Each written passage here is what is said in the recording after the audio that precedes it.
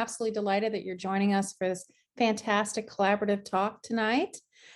First and foremost, it's been an absolute delight. This exhibition has been a wonderful way to gather community together. We've had tons of groups and individuals in, and it's truly a stunner. I want to thank, of course, Kate Vogel and John Littleton for entrusting us with your artwork and sculpting with you this exhibition together. I also want to thank Casey Ihorn, our curator of collections and exhibitions, for his very sensitive and thoughtful curation of this exhibit. And I want to thank Jim Whitert, our senior marketing and public relations manager, for designing a gorgeous catalog, which is available for sale in our museum shop for $20. It's a perfect bound book. It's stunning. As well as, and I don't want to steal Jim's thunder, having project directing the video tonight.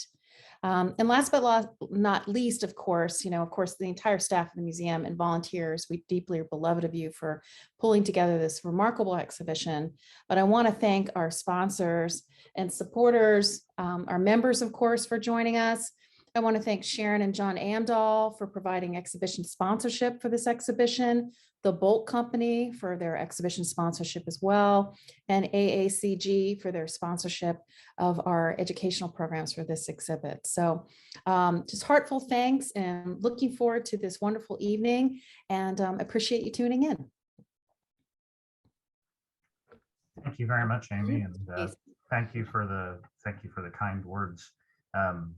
It's really been a pleasure working with Kate Vogel and John Littleton on this fantastic exhibition.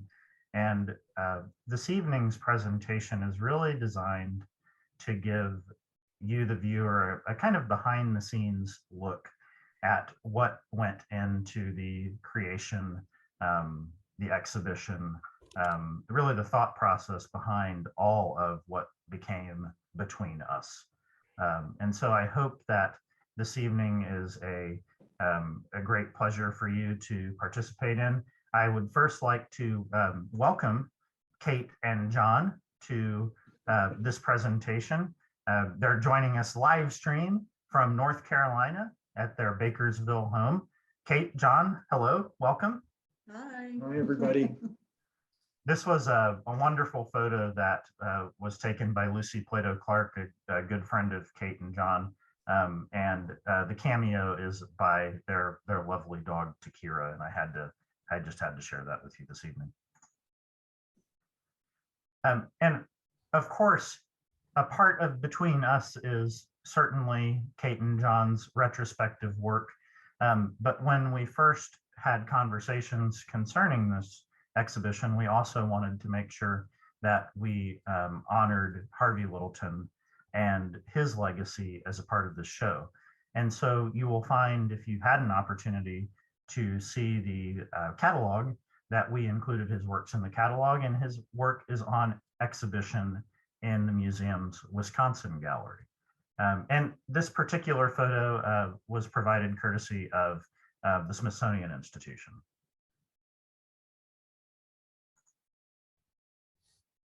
My name is Casey Ihorn. I am the curator of collections and exhibitions here at Bergstrom-Mahler Museum of Glass. Hello. And with me this evening, and an equal part important in terms of the playing out of Between Us, whether it was the catalog or the video or just kind of keeping me in check, is Jim Whitert. Jim is our senior marketing manager here at Bergstrom-Mahler Museum of Glass. Good evening, everyone. So before we get started, I understand that many of you have had an opportunity to use Zoom in the past. Certainly, we've all had a lot of practice with it over the last really year and a half. I do want to share with you, though, that we are using the webinar feature of Zoom this evening rather than the standard meeting feature that you might be more familiar with. So with the webinar feature, you will only see the presenters. You will not see any other participants in this evening's presentation. And we do that primarily because it just makes it a little bit easier for flow. We don't have quite as many interruptions with white noise, dogs barking, phones ringing. I mentioned that, though, that does not mean that we don't want interaction from you.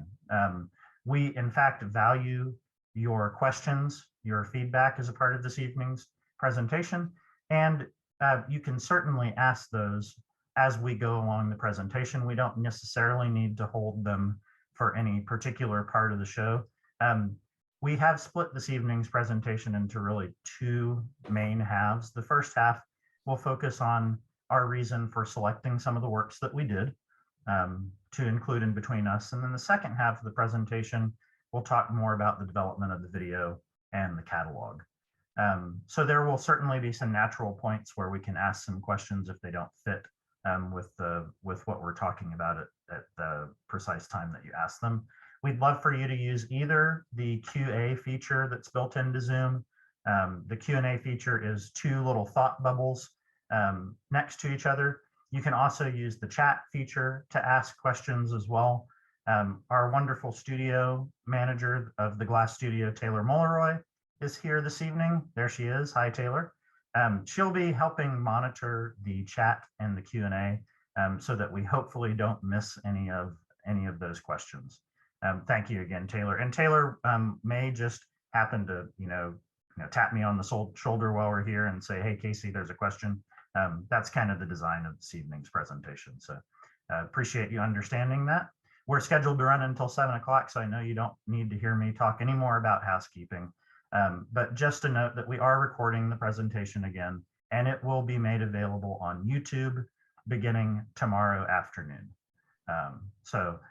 Just wanted to, again, say thank you to you all for being here this evening. And without further ado, let's go ahead and get the party started, so to speak. So I guess the first thing that I wanted to maybe ask of Kate and John is to talk for a few moments just about how this exhibition, how Between Us came to pass. Why did this exhibition take place? Can you tell us a little bit about the conversations that were had that were really the seed for this beautiful exhibit? So really the seed goes way back. We've had a relationship with Bergstrom-Mahler that goes back probably almost decades.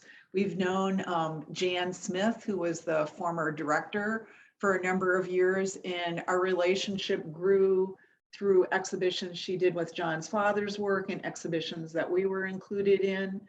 And every time we've had interactions with the museum, it was always fabulous. We just really enjoyed our time with staff, the people, and also just the thoughtfulness that went into the writing about the exhibitions. So a few years ago, John and Sharon approached us and said, why don't you guys have an exhibition, a retrospective exhibition? And of course we said, we're not old enough yet. But they convinced us that it would be a good idea. And so we started to do some of the things that we needed with their coaching, putting together images, organizing the work that was available. And also just thinking about what sort of places would be an appropriate place to have an exhibition. And we had probably hadn't finished putting together the slides very long before Jan approached us saying, we're thinking about some shows in the future, don't know what sort of work would be available, do you want to share some things with me? And that's where that conversation started. And I think it was shortly before she retired, wasn't it, Casey, that we really started looking at, what it would take. And the show just really evolved over time. And part of it was also that John and Sharon also helped us make a short list of what some of the institutions that they felt would do a really good job with the show for us. And Bergstrom-Mahler was one of the shows that was on the top of, or the museums that was on the top of their list. And mostly because of the fabulous writing and the presentations, the way they presented the shows that they had done in 2012 for the 50th anniversary. So when Jan approached us, we were like, oh, I think that John and Sharon would probably be willing to get behind this show. Awesome, thank you. Yeah, I can remember conversations even at my first year of SOFA in 2018.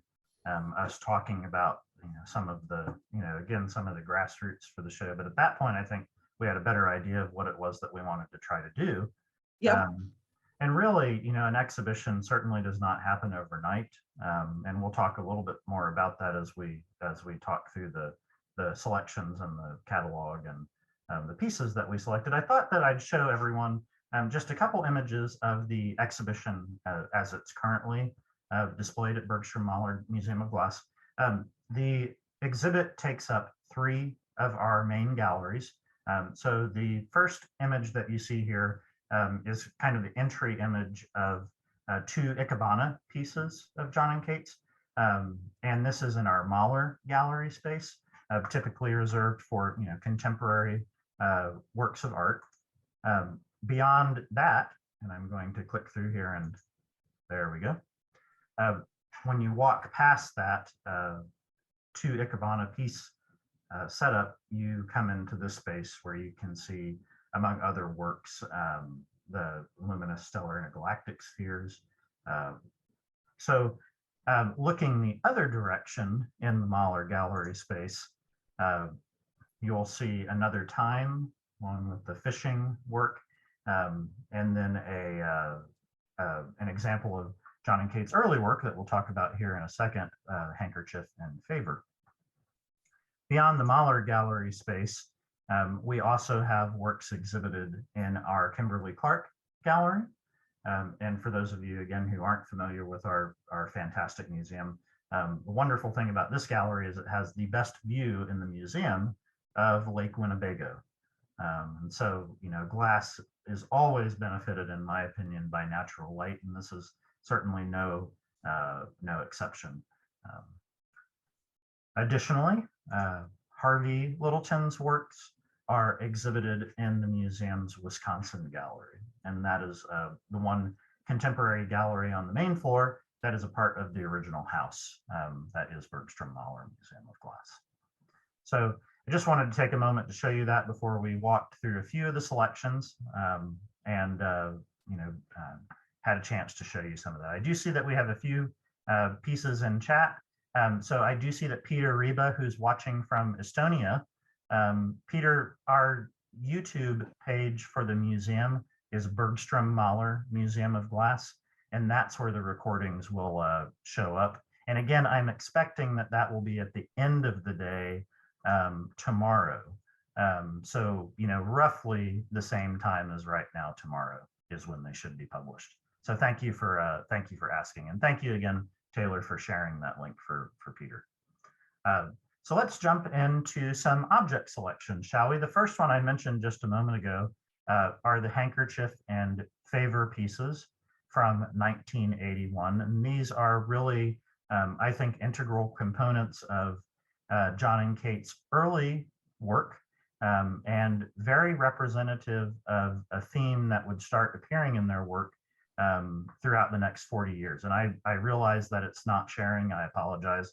I'm clicking here, so we'll just give it a second to try to make its mind up as to whether it wants you to see it or not. Sorry. This is one of the things about Zoom is we kind of have to go with the flow with technical issues. Are you able to see it now, John, Kate? Yes. Okay, wonderful. Yeah. Thank you. So Handkerchief and Favor, again, early works of John and Kate's, and really an opportunity for them to explore not only the material, but I think how each other work. John, Kate, would you care to talk a little bit on Handkerchief and Favor and their importance in your work? Well, we'd been in our own studio for a little over a year. We were working with the fiberglass and all of the enamel work that we did on the fiberglass painting and how it worked with the molten hot glass. So you can see how it stretches in some areas and the painting's retained in other areas. We were getting a lot better at blowing glass at that point. And I also think that this is a really fabulous example of how we played with the material as something that was really soft and fluid.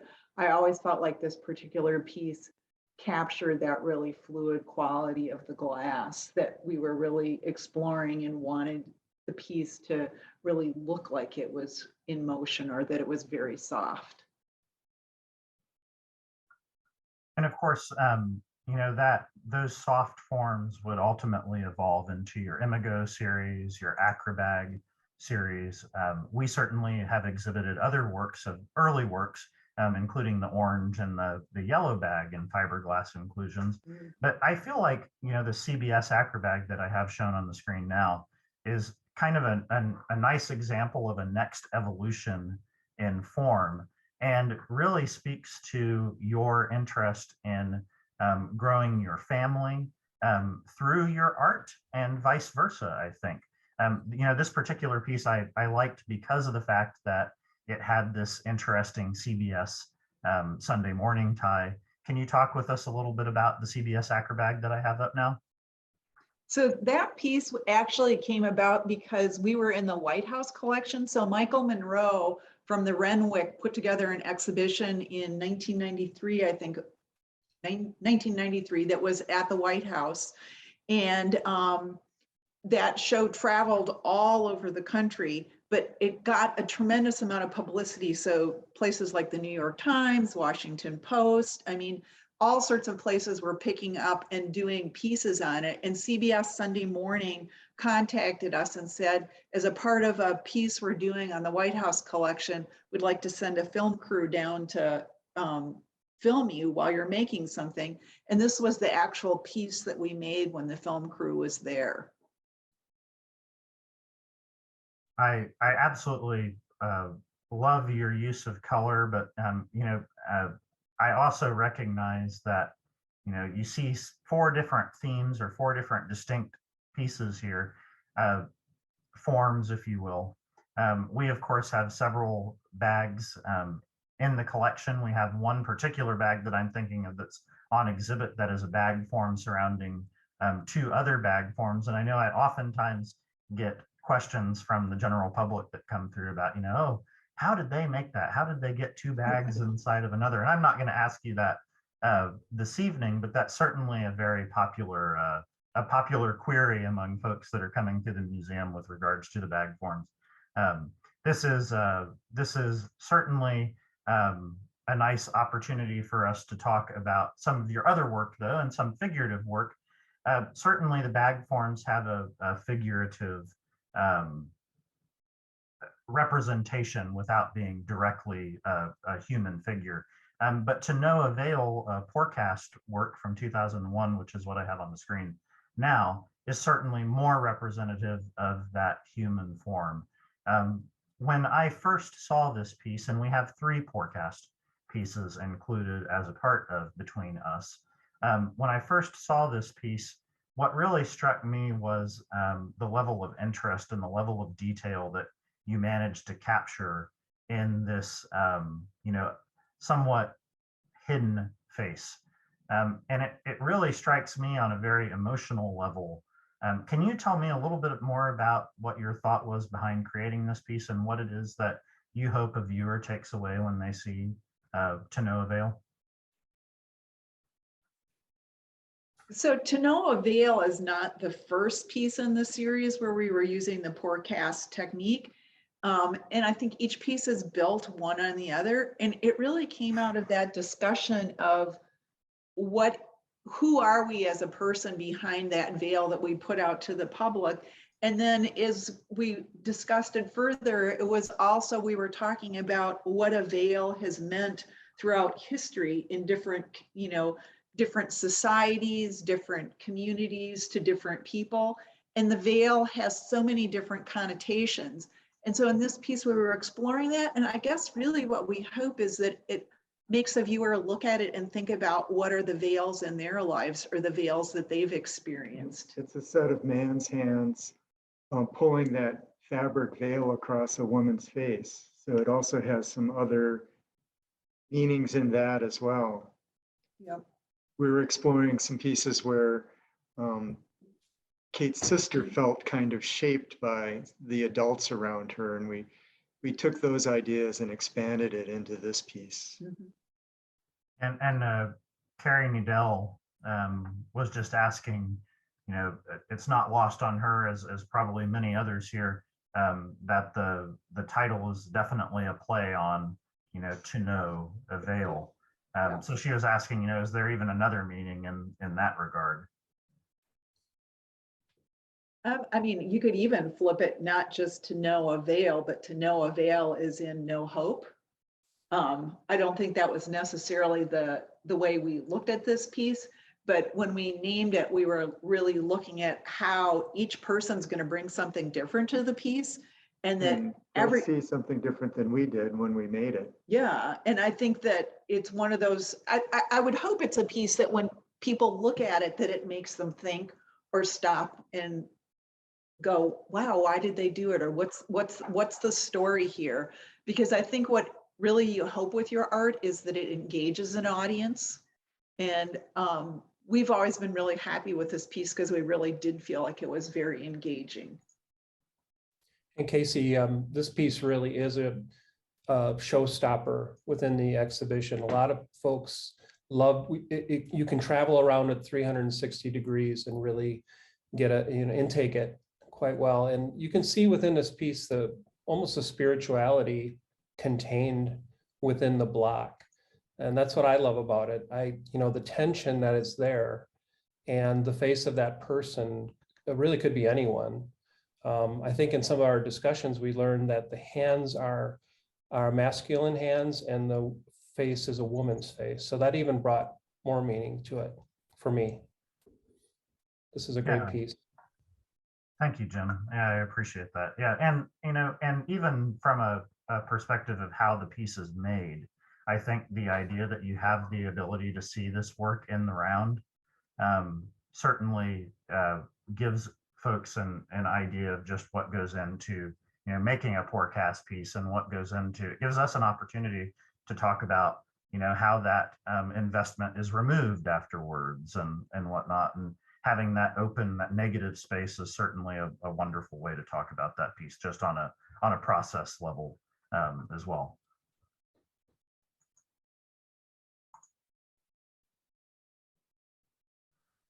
Chrysalis 2005 and Estrella 2007 were also selected for inclusion in the show.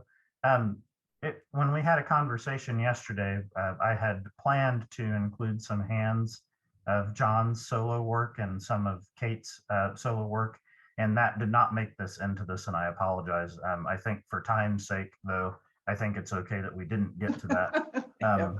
But I do want to talk on that, and then I did just see that a Q&A popped up, so I'll have a look at that in just a minute.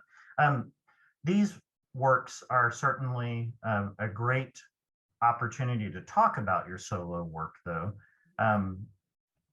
We do, as a part of Between Us, have solo glass works of Kate's and solo prints of John's exhibited. And we did that to kind of show you what the starting point in their artistic journey was and how it related to their work today. And so Chrysalis and Australia are nice opportunities to talk about that a little bit. Both of these forms clearly human forearms and hands holding something precious. So here we have on the left with Chrysalis, almost I would say almost even a biological form. If you look closely inside, it looks like maybe there's an embryo or whatnot inside of that particular form. Then with Estrella, more of like a cut diamond form. Both of these have fiberglass inclusions, and that fiberglass certainly speaks to earlier work. But these are wonderful, I think, wonderful examples of a culmination of thoughts and themes, from your first really 25 years of working together. Would you care to expand upon that? And I'm going to look and see what our Q&A is at the same time here. Go ahead. So with both of these pieces, I think one of the things that's fun when you have a retrospective and you can actually step back and see a body of your work that spans all the years and have it all in one place, is you really start to see the threads that pull from earlier work that show up here. So the very fiberglass that we used in the really early Handkerchief in Favor, we then came back around and started putting it in these pieces in a very different way, where it's layered and it's creating a very different feeling.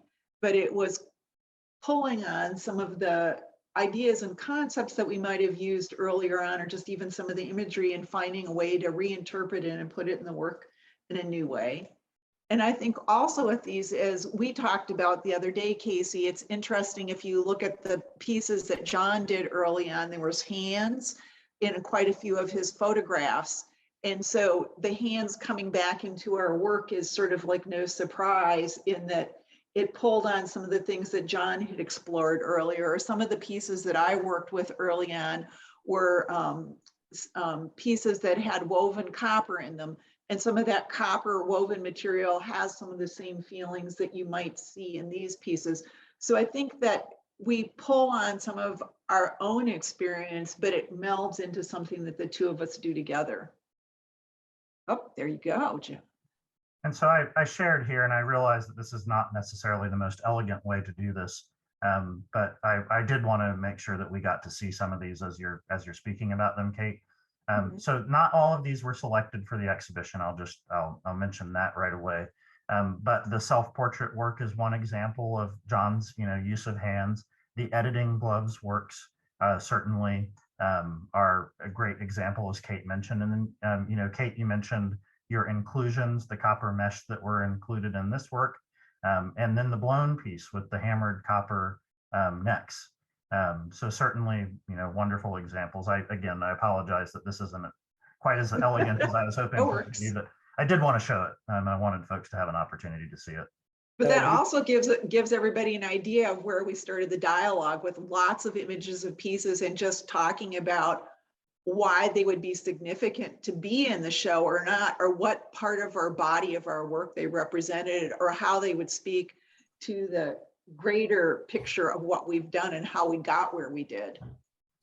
And when you come to visit the exhibit, these two pieces are sandwiched between two walls of John's work on the left and Kate's work on the right. So it really tells a story, and it's a tribute to the way the show was set up and curated as well. So it's a lot of fun to see the lineage and also see the dates on these pieces, because I believe those individual works were back in the 1970s versus these being in the early 2000s, and how a theme can work its way through an entire career. And I love the term that's used, the common thread. I realize that that you know me, I love my puns, but when we're talking about fiberglass specifically, it's definitely not lost on me. Ed Grossman asked, just real quickly, he asked if y'all can recall how long it took for the To No Avail piece to anneal, because that is a rather solid piece. I've had the great pleasure, Ed, of lifting it. I think that one was in the oven for 3 months. It was at least 6 weeks. I think that was the longest annealing that we did. I think that one was the 3-month one. I'm pretty sure that was, because that is one of the heaviest pieces we've done. And then Ed also mentions that these pieces, the figurative pieces specifically, I'm right with you here, Ed. They represent bodies of your work. Yes. Okay. You got to hand it to Ed. Ah, There you go. thank you, Jim. Yep. We'll be here all night. I just wanted to show you what these pieces looked like as they are exhibited in Between Us exhibition, just so you could see them kind of in situ here. I also see that we have a couple other questions and comments in chat, so keep those coming, please. We love to stop and answer those for you as we can. Our next piece that I wanted to talk a little bit about is Another Time. Speaking of another time, I am monitoring our time, so certainly recognize that we have about half an hour left. But I do want to take a second to talk about this work. And actually, I'd rather just have Kate and John talk a little bit on this, and then I'll show you some detail images as we go through. Kate, John? So this piece started with the set of hands, and we were thinking about what do you hold pieces, and how do you hold on to time? How do you visually display that idea of time passing? And we were working on this piece for, I think it was over 4 years. And during that time, we were caring for my father as well. Dementia, his memories were coming and going. He was really great with names, but he wouldn't always know where he was. And so we'd watch as the dementia progressed, just the things that were slipping away from him. And so part of what we were wanting to record was the way time was shifting and changing, and also that we kept talking about how different time is when you're looking at a clock face today and it's digital versus the old analog clocks, and how kids couldn't necessarily read a clock that had hands that went around and pointed at numbers on it, or Roman numeral numbers were even more confusing for them. And that how in the future people might not look at a clock that we might have grown up with and even know what time it was. And so that it's also not just time slipping away, but how our perception of time is changing. When you're really young, a day might be a very long time. And when you're, as we age, we see that A year is not very long. But we started also looking at how we could incorporate people from another time. And so we did all of these images of people that are on glass plates that were like slumped so that they're domed like a watch face, or a clock face. a clock face. And part of what we became really interested in is how those pieces, when they're set off of the surface of this painting, that it actually casts a shadow, and that it's sort of an image of that image. So we're looking at the shadow of their former selves. Thank you, John. Thank you, Kate. And I shared an image here of your website and those two particular pictures that we talked about yesterday with the after image that you see behind each of these. I do see in chat, we just had a couple things, and we may get to that here after a little bit, Taylor, or we may not. Just, I guess it'll depend on what kind of time we have. Again, not to. And are you, John and Kate, are you able to see the main screen again for the presentation? Yes. So there's that kind of after image that I shared as well. Yes. Just a plug for littletonvogel.com. This is a wonderful opportunity for you to check out some of what John and Kate have made over their career. They have a relatively, I would say, up-to-date, right, portfolio with your most recent work on littletonvogel.com. If you just go to the portfolio section, I'm sure they'd love to show you around that. And then certainly not least, but last for this part of today's presentation is Luminous Stellar Intergalactic Spheres. And this piece has a special place in the center of the Mahler space, and relates particularly to what it is that Kate and John hold dear with regards to their children, but also is kind of a fun opportunity to talk about the innovation, the mindset of always learning and a drive to continue learning that really is the theme and has been the theme of John and Kate's work for the last 40 years. You want to talk a little bit about how these pieces came to pass, and what exactly you're working on now that maybe resembles this, or maybe even chat for a moment about projects that have just been completed? So we had a possible commission for a large scale work, and we were thinking, how can we take some of the work that we've done before, some of those ideas, and make it a large scale piece? So we took the forms that were held in the hands, that potential energy, that embryo or galaxy or whatever it is, and enlarged them to the scale of these spheres. The largest one's probably 13, 14 inches. And the original commission, we made them without lights. And we had the idea of these energies coming together to make something more than the sum of the parts. And when we completed that piece, we were going, well, it's really beautiful with the light from outside, but what if we could put light inside? And then once we started thinking about putting a light inside the piece, we went, well, what if it was programmable so that the lights actually interacted with the person coming into the room and it wasn't static?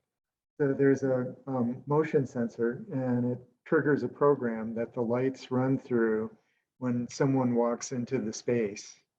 And these pieces are also really influenced. You sort of made reference to it, Casey, but other people might not know it. Two of our sons have worked at SpaceX for 5 to 7 years.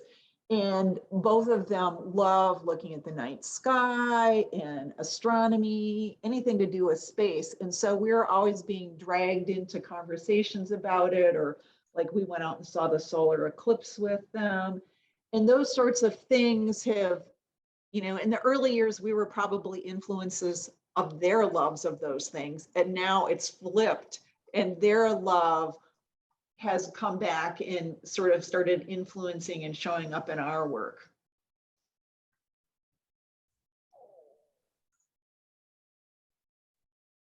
That's always the screen that you don't want to see is Microsoft PowerPoint has decided not to respond to you. And then this is another example of your current work. And this was a wonderful loan from the collection of Andrew Blumenthal, vessel form. And I know that you all are working on these vessel forms. This one's holding something precious in this instance, something that appears to me to be like an egg form with an embryo. Can you talk a little bit more, speak a little bit more to this series? The series came about from the Ikebana pieces, and Mom had a book, and we were looking through it, seeing that quite often they'd use a boat as the vessel to hold the flower arrangement. So we started thinking about boats for some of the Ikebana pieces, and we just thought, oh, wouldn't those look good in glass?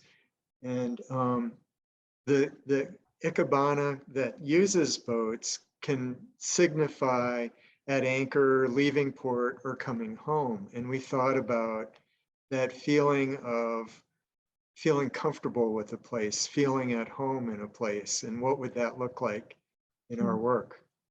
And so as we started playing with it and made the first boat, we started thinking, okay, so you have the boat, what is going in it? And as we were playing with it in this particular piece, you can see that you have the illumination on the two ends. And I think that's definitely, there's not a maybe, that was definitely referencing the bigger pieces we were making at the time. And there's that tie between those two. And I think that that's something that always happens if you have a lot of work going on in your studio. One piece influences another. And as you're working on one thing, it gives you an idea for the next piece.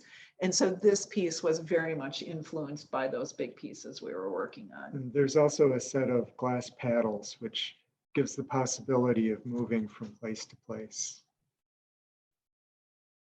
Yeah, and this is just a wonderful time, I think, to say thank you to not only Kate and John for the loans for this show from their private collection, but also to all of the other lenders who lent work for this show. And I believe that we have a couple of those lenders on this evening. Tom Littleton is watching this evening, I believe. So thank you, Tom. I mentioned Andrew Blumenthal, John's sisters, Carol and Maureen. I don't know if they're on this evening or not, but thank you to everyone for helping make this exhibition possible.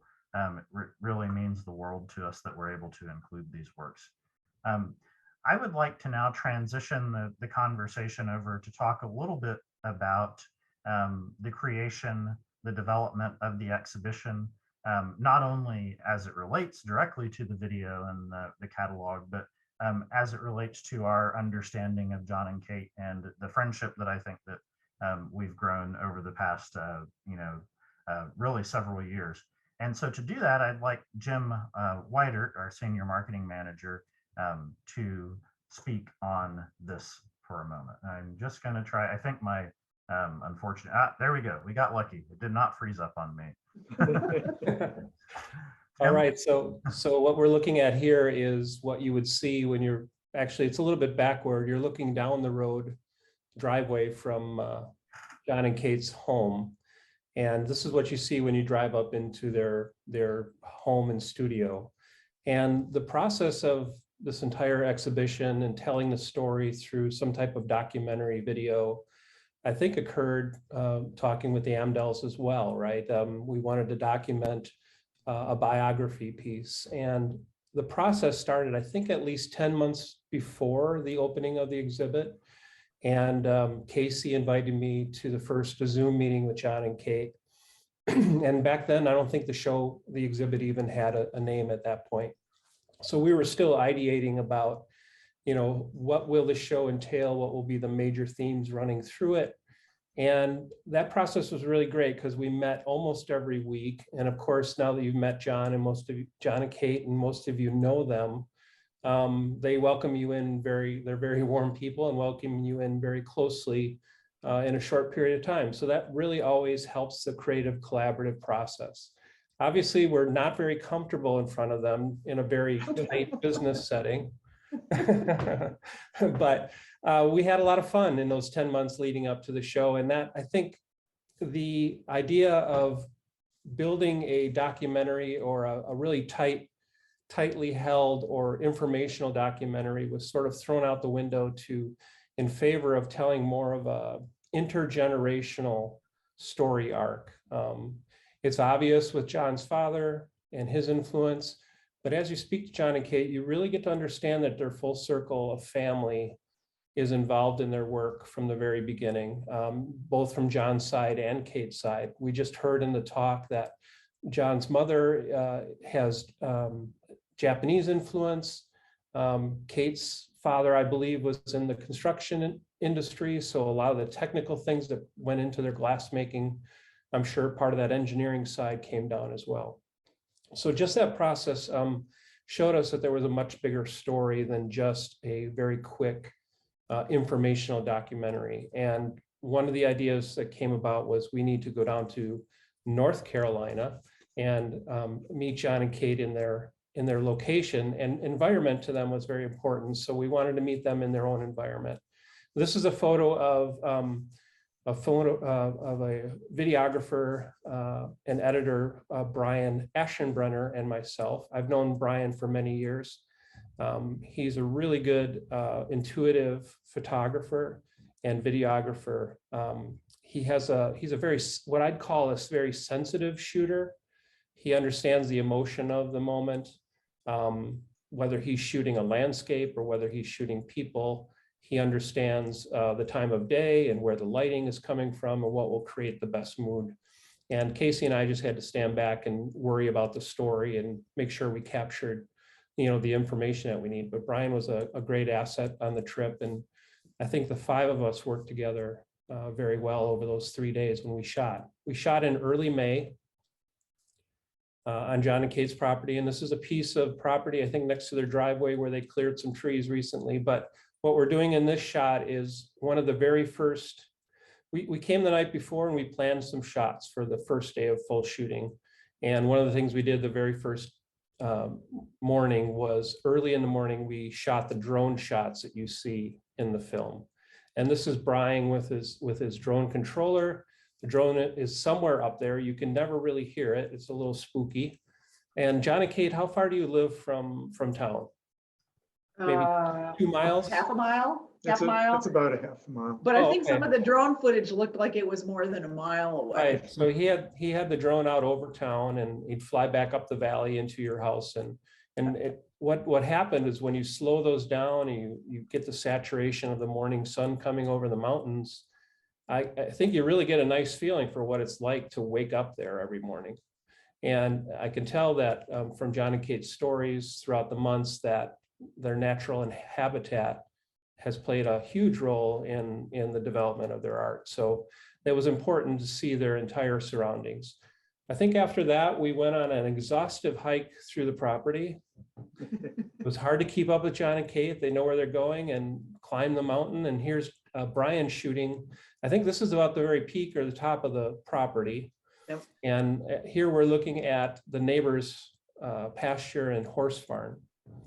And what's really serendipitous about shooting this was we didn't even know this at the time. We were interested in Annalise's poem. We had learned that Annalise had written a poem about a piece of intergenerational family piece of her brother and her grandmother. And the piece was about the two of them.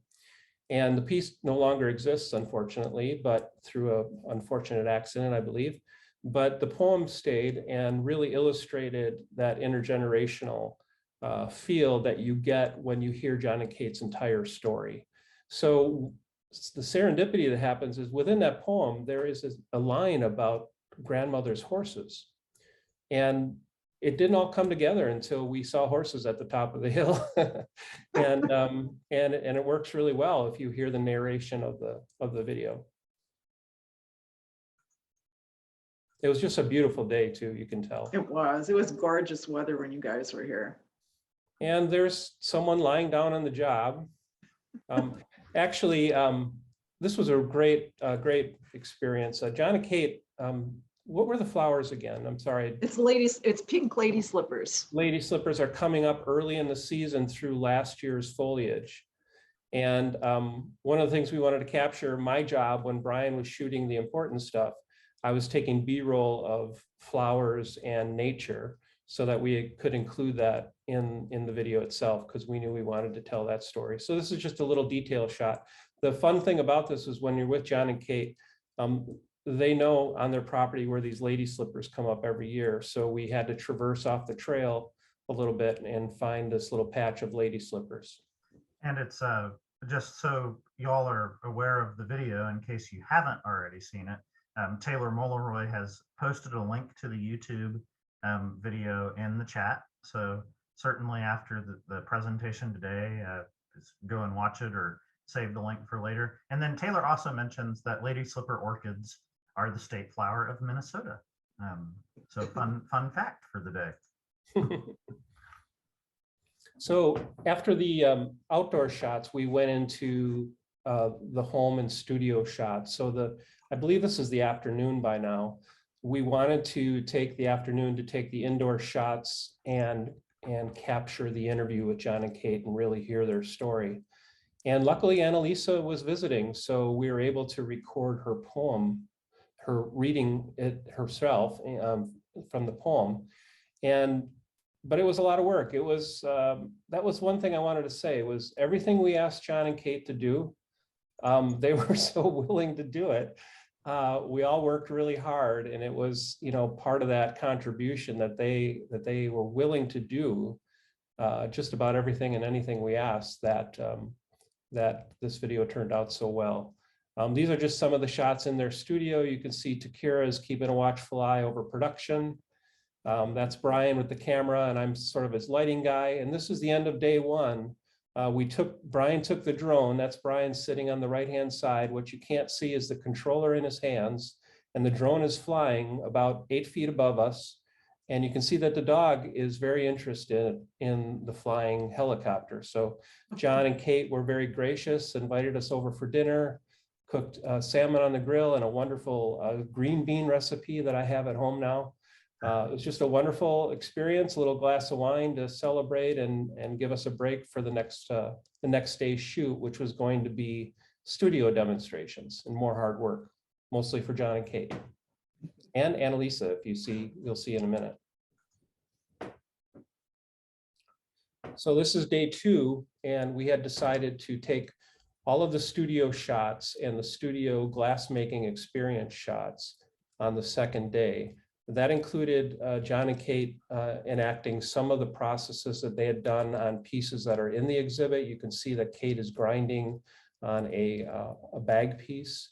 And then they were gracious enough to tell us that they would demonstrate the entire casting process on film for us. So here you see poor Annalisa with her arms in the casting mold and we mixed alginate. You'll see it all in the video. It's really a wonderful shot and really well edited to some really nice music and John and Kate's voiceover telling part of the process. But what a wonderful experience for all of us to see that. And the end of day two, this is the family, and that is the actual product that they made right in front of us, with the crystal being nestled right in Annalisa's hands in wax. And did you ever finish that piece? It's ready to go in the oven as we speak. Oh, that's really awesome. Yeah. Part of the process also, it was also a 10-month project leading up to the exhibition opening, was to catalog and create a narrative from several different writers about John and Kate's career. And Amy Moorfield had a great idea. She was a contributing writer, as Casey was as well. And Susie, what's Susie's last name? Silbert from Corning. From Corning, right? And then there are 3 articles in there, but one of the great ideas Amy had was to create a visual index of the entire exhibition. So you see the cover there, there's a nice bio on the top right of John and Kate, and then just an example of the photographs and reproductions in the book, as well as the visual index on the bottom right. So it really does give you a virtual tour of the show, and it does give you a wonderful understanding of John and Kate's history and the genesis of their careers, including the family ties. So I'd encourage everyone who can't visit the exhibit in Wisconsin, you can visit it through this book. We have it on our website, and you can purchase it there. And that's at bmmglass.com. Right. bmmglass.com. We'll post that in the... Casey, we'll be, I believe we have emails of all the attendees. We will be sending a follow-up email and survey about this presentation tonight that you can all fill out. In that, I will include links to both the video and this catalog. Thank you, Jim. And just a reminder, we have about 10 minutes left, and I know Jim has another talking point concerning the masterclass. But if you do have any questions of John and Kate, again, please feel free to use that Q&A feature or the chat feature to ask them. We will have a little bit of time at the very end to get to those if you have questions for John and Kate. So sorry, Jim, to interrupt there. Oh, no problem at all. So flash forward to the opening weekend of the exhibition. Once again, we put John and Kate to work in Taylor's studio. For 3 days straight, we locked them in there with, I believe, 10 students and Taylor herself pulling all the strings. But so the piece that you see in the film where they are casting their daughter Annalisa's hands is the same process that they taught in the masterclass here at Bergstrom-Mahler Glass Studio. So here, I hope we got these in the right order, but I think we have the first cast of John cleaning up a cast of Taylor's hands that you did on the first day as a demonstration for the rest of the students. And then I just put side by side, I was just blown away by the detail that these molds can capture. And you can see the veins and the skin folds on that hand on the left-hand side. It's really beautiful. And just a couple other images of the... Yeah, this is part of the process of cleaning up the wax molds. And I believe you're just doing this with, sculpting tools and ceramic tools. I don't know if you want to say more about this step by step, but it was fun to be a fly on the wall and watch this. I saw it in your studio once, and then I saw it with a gaggle of students, and it's pandemonium. It moves very quickly, but it really was I can tell you that those students were amazed at the process and walked out of that classroom every day wanting more. It's pretty exciting doing live casting because the kinds of materials we have available now pick up every detail if you do it right. And you look at your hand and then you look at the wax and you go, wow, that's actually there. Because people will see things in the wax that's a part of their body when you do a casting like this that they've never noticed before. It might be a little nick in your hand that maybe you cut yourself, or it could be a small wart or whatever, but it's pretty phenomenal. And one of the things I thought was interesting or fun were some of the students were inspired by your work to put inclusions and hand posing into their casting. I believe Mary Ellen Vikstra, a friend of the museum, posed her hand because she wanted to combine that with a keyboard. And I think someone else had a pencil because they were a teacher, and someone else had a gem just like one of your crystal pieces. So that was a lot of fun. Yeah, Amy mentioned what I was just thinking here. She says, I spy Roseanne Milius documenting the process with her camera phone. And Roseanne, actually, we owe a big debt of gratitude too for taking as many photos as she did of this class. Between her and Jim's photos, I think we had plenty to go around, and we very much appreciate that for sure. Roseanne, I think this is Mary Ellen that is in this image That's as right. well. Yeah, it is on the right-hand side. Yep. And then here's Taylor and a couple of class, or it looks like a class participant, and John. Right, maybe I didn't exactly understand this part of the process, John and Kate. This is a different or the first layer of plaster casting, is that right? Right. It's an investment material that's being painted onto the wax. And that first layer is a much harder investment material than the rest of them are, so that you get really good detail and that you don't have to worry about that surface that's right against the wax cracking or breaking. When we make our molds, it takes us almost a week to put a mold together. We had to streamline the process for the class, but we could explain what we did and do a part of it, but not all of it. So they are putting on just one layer of this 910 investment, and then the rest of it's poured, whereas we paint on almost all of our layers. Okay, and this is an example of the pouring here. Is that So on the right-hand side, you see that first layer that was painted on. Yep. On the left-hand side is the next step where the plaster is poured into the cylinder with Yep. that hand inside. Yeah. and the resulting, investment would be this, or the before it's. Yeah, so that's a photo of the two molds. The mold in the back is the wax mold with the positive where you pour the wax into, and the second one is the plaster mold that's filled to the top that has the hand encased inside of it.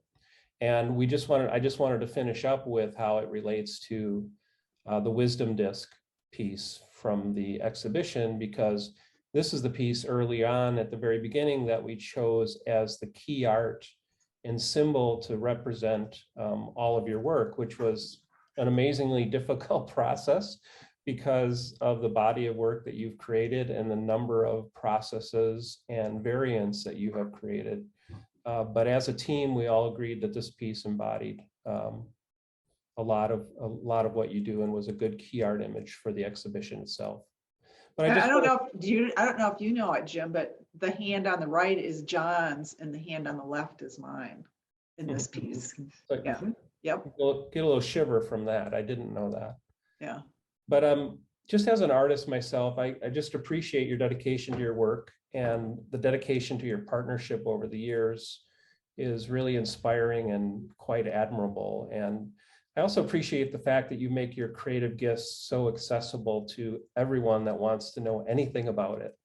And I think that between that and your gracious stories about your family and your inspirations and your process, what you see in the film is more than just an informational film. It has some emotion to it.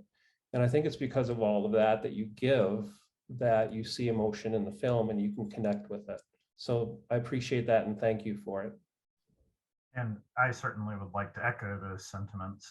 We do have a question that popped up, but just shortly saying that, yes, it was a challenge. It's not always easy to coordinate an exhibition when the involved parties are halfway across the country. But I will say that, Jim mentioned this earlier, that anything that we asked Kate and John to do, whether it was rephotograph an object, whether it was to provide us with wonderful photographs to begin with, whether it was to do a fourth take on sipping tea, they did it willingly and without complaint. And yes, it was a challenging exhibition to work through, to select works from. There were certainly lots of works that I would have loved to have selected. And, from the very beginning, I said, oh my goodness, I've over-selected. I've already picked too many pieces. But it was also one of the most rewarding experiences that I personally have had. And that is down to the generosity of Kate and John, to the partnership with them, and to Jim, to Taylor, with Amy and John and all of the wonderful staff here at Bergstrom-Mahler Museum, and because of the generous gifts of Sharon and John Amdahl and our other sponsors. the question that just popped up here and that I'd like to mention just real quick before we wrap for the evening is Jerry Paulson asks if you could speak for just a moment about some of your outdoor installation works. And while he does that, I'm going to see if I can maybe bring up your website and share with everyone what we're talking about here. So please feel free to talk on that for a moment. So I guess if we didn't have a busy enough year this last year and a half with working on our regular work and the show, the retrospective, we also did the largest outdoor installation piece that we've ever made in this last year. And it was installed in Muskegon, Michigan. It's 22.5 feet high, 35 feet in one direction and 29 in the other. And it sits in the center of a traffic roundabout with Lake Michigan as its backdrop.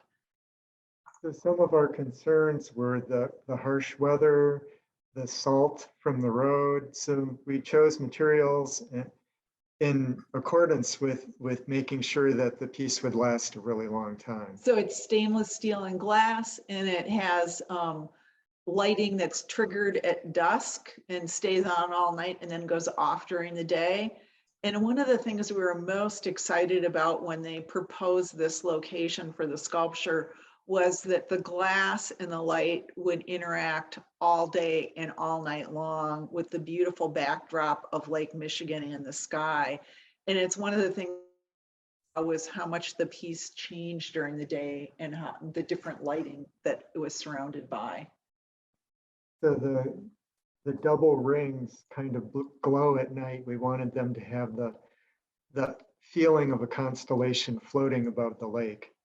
And we also didn't want the lighting to be something that was so bright that it would obscure the night sky. So oftentimes you actually will see, if you're looking up through the rings, you will see them framing stars or the moon or clouds.